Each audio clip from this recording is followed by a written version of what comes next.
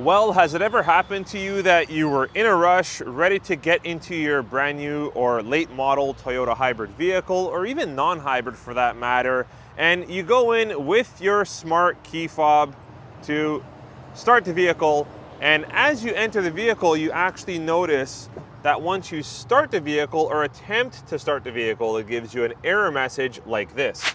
Depress or press brake pedal and touch the power switch with the key fob. So what's going on here? Why all of a sudden is your late model or new Toyota vehicle asking you to use the key fob instead of your finger to press the smart key push button start button?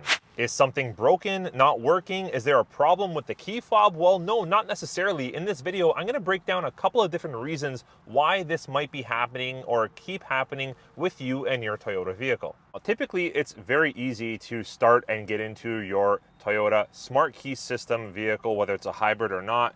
You literally just press the brake pedal there. I'm not sure if you can see that. And you go over to start your vehicle, and you usually are able to take off within a couple of seconds.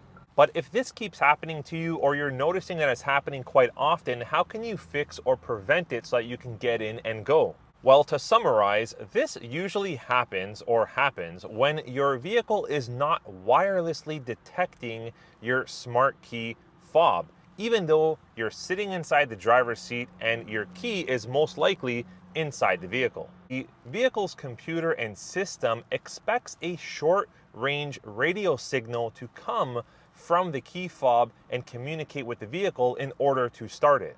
And this short-range audio signal communication from the key fob to your vehicle will authorize the ignition. Now, often what will happen is, due to a weak signal or a near-dead key fob battery, Toyota's system gives you this instruction as a backup method to still start your vehicle and get going. But maybe your Toyota vehicle is like 3 weeks old or not even a year old, and you're wondering, well, why would this key fob be dead? Well, because there's other reasons why there is an interference or a very weak signal coming from your key fob in the first place. Before I go any further, I've been doing some quick analytic checkups on this channel. I've noticed that nearly 80% of you guys that keep coming back to watch videos like this are not subscribed. So please do myself a favor, and maybe even yourself a favor, and subscribe to the Toyota World YouTube channel. Let's continue. So the most obvious thing to check is to check your battery key fob, because that would be like the low-hanging fruit as to why there's a signal interference or a weak signal coming from your key fob.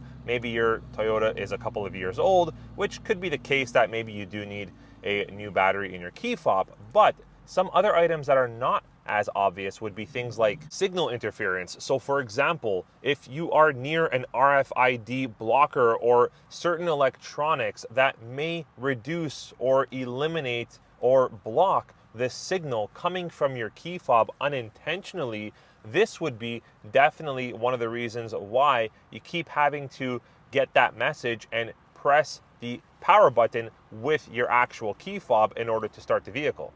So for example, if you're a lady with a big purse and you've got your key fob always shoved down at the bottom there, covered by, your wallet, a bunch of credit cards, or whatever the case is, other electronics, things that might be interfering or blocking the signal that's supposed to be coming from this key fob, that could definitely be one of the reasons why you always have to use this key fob to push your start button. Take good care of this key fob and keep an eye on it, because any damage that is done to the key fob, for example, any exposure to heavy moisture or water, can also be reducing or making the radio signal weak in terms of the communication from the key fob to the vehicle. Now, if you've checked all of these and everything is still working fine, so your key fob is always placed inside the vehicle, unobstructed or not blocked by anything, your key fob looks perfectly fine, and your vehicle is relatively new, or you have just replaced your battery in your key fob on your not so new Toyota vehicle, and you're still having issues, one of the other issues that are a lot less common can be an issue with your actual antenna on the vehicle or receiver module. Now you might be asking yourself, so what is so special about this key fob if it's already transmitting a low or a non-existent signal to the vehicle? Why does actually using it to press the start button instead of your finger get your car and your vehicle going? And that is because instead of leaving you stranded, Toyota includes a backup system, which is a low frequency RFID transponder inside the key fob that works without needing battery power. So yes, even though the battery inside your key fob might be very close to needing to get replaced or near dead, you can still start your vehicle because of the technology that Toyota has built into these systems. Now, typically Toyota uses a CR2032 coin cell battery, which is very commonly found and easy to obtain.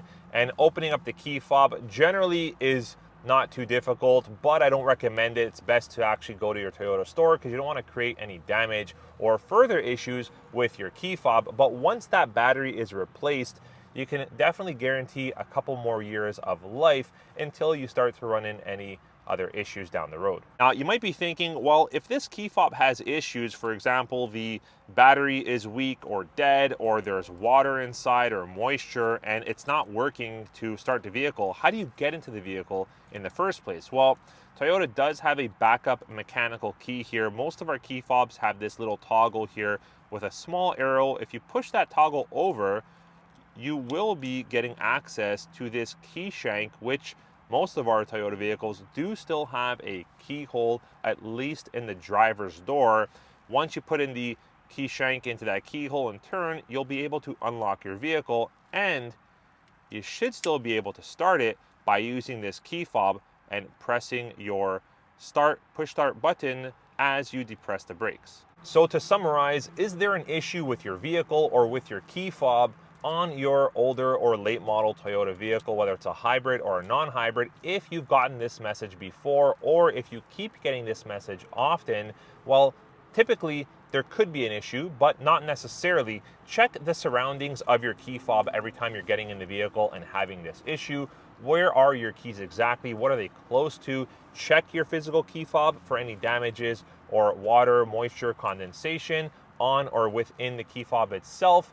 And if all else fails, go visit your Toyota dealer and make sure you get yourself a new battery replaced. Once these steps are all done and taken care of, then you can easily eliminate and determine what the real issue is. I hope you enjoyed this video topic and review. I've actually gotten this question quite a bit on comments on some of my videos in the past, so I figured I'll make a quick video about it. Hopefully I was able to answer your question, guys. I'll catch you on the next video. Take care.